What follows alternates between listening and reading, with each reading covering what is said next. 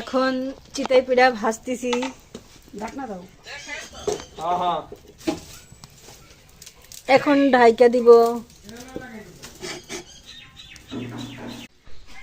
এই তো আলহামদুলিল্লাহ চিতাই পিঠা দিয়ে গরুর গোশ কেমন হয়েছে বলবেন সবাই। এইভাবে বানিয়ে খেয়ে দেখবেন কেমন লাগে। আলহামদুলিল্লাহ।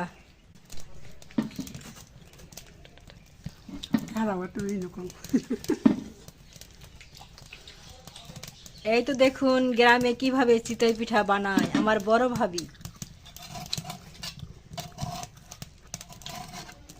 মাশাআল্লাহ বলবেন সবাই কেমন হয়েছে।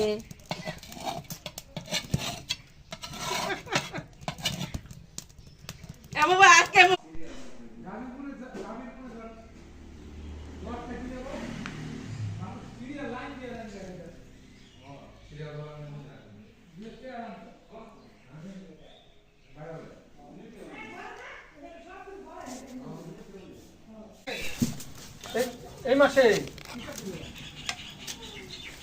গেল কি